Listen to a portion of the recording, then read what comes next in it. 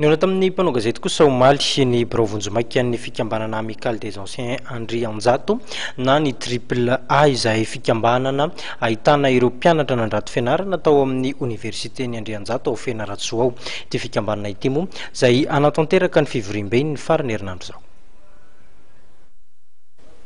Entina namafisan'ny olona ny fikambanana Amicale des Anciens Andrianjato triple A izay fikambanana mpianatra mivoaka tao amin'ny Université Andrianjato dia isan'ny feonam-beo izay totosaina ny sabotsy ho avy izao.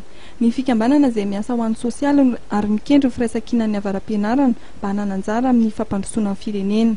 Tsakanavaka mba ho tonga hanatrika ny fivoriam-be nasionaly izay tanterantsika eto Antananarivo dia sabotsy ho avy izao ao amin'ny espace Le Damier.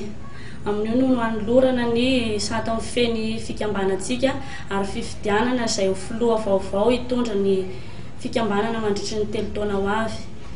Dia arahina lanonana sy fifampiarabana tratry ny taona ka dia manentana antsika rehetrarehetra mba ho tonga mafy. Maity malala ny Université Fianaratsoa moa dia fikambanana fifanampiana eo amin'ny samy mpianatra izay nandalo tao amin'ny université io.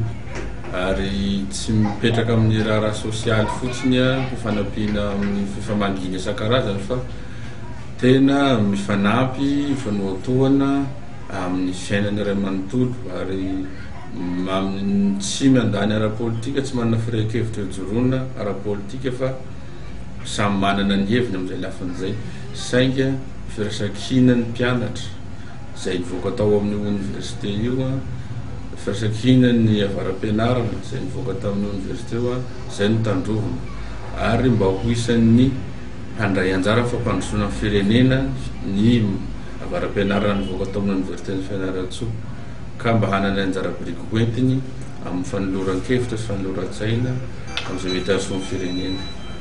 Niorina ny volana septambra 2024 ny Amicale des Anciens Andrianjato na triple A ary miisa 50 mikambana ao anatin'ny fikambanana ity amin'izao fotoana izao.